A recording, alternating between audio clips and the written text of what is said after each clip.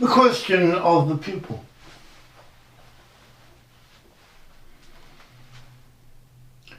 You have suggested to us the extraordinary idea that Gurdjieff was actually teaching about perception and not about consciousness.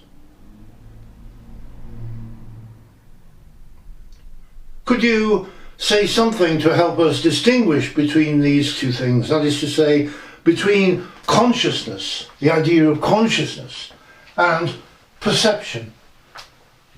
Why do you say that Gurdjieff was teaching about perception?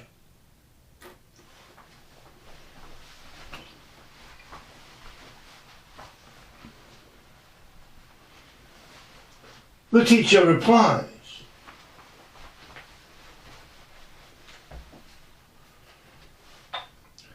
I listen to your question. You are asking, in fact, a theoretical question. And we can't answer a theoretical question unless we have a considerable amount of experience to base our theoretical ideas upon. We need experience. So, if I answer your question at what I think is the appropriate level, a fairly simple level, and a practical level, so that you can acquire this experience, then let me point out two different situations. The first of these is explained by Uspensky in the book In Search of the Miraculous, and comes from Uspensky. And I emphasise this has nothing to do with Gurdjieff and Gurdjieff's teaching. Uspensky sets up an idea, and this idea concerns self-remembering, which to Uspensky has, of course, something to do with consciousness, or consciousness of self. This in itself is incorrect.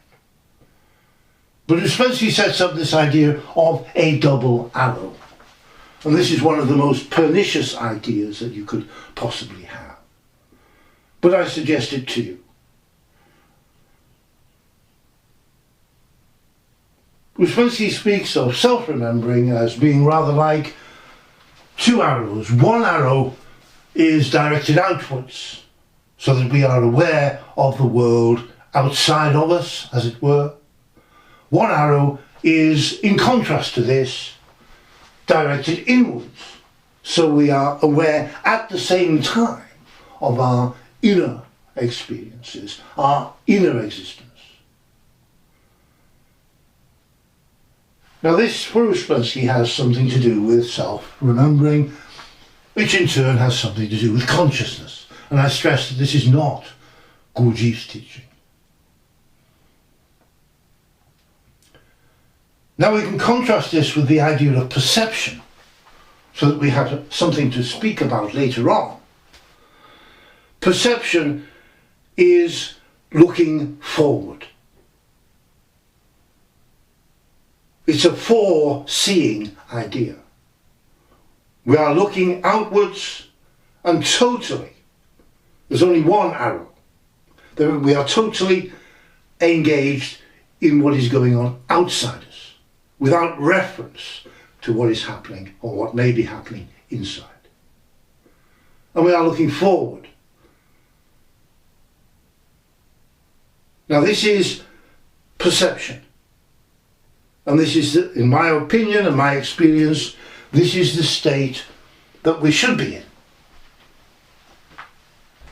In this state we can start to explore our possibilities of acquiring higher energies, more subtle energies, by means of perception, that is to say, the receipt of the food of impressions. We are concerned entirely with what is going on outside of us. We are perceiving. We are not looking backwards, we are not looking inside. We are not concerned with our own existence, other than the fact that that existence that we have, starting with a physical existence in our three-dimensional world, is or becomes part of our perception. So this is perception, this is Gurdjieff's teaching, and self-remembering within this, if we have to speak about self-remembering, is actually a single perception, a single arrow, observing, experiencing the world outside of us, the world in front of us, and may include a perception of ourselves as an element of that world. So this is completely different from Uspensky's presentation. And it's perhaps useful so that we can start to speak about this if you have this experience of the difference between these two things. So Uspensky's teaching is this double arrow. We're looking outside and inside at the same time. In a sense, this becomes sort of tearing us apart. It's a terrible thing. It's a bad thing, in my opinion. Whereas if we are looking at actual perception, then we are perceiving the world outside of us only. But the development of that perception is that we perceive ourselves as an element of that world.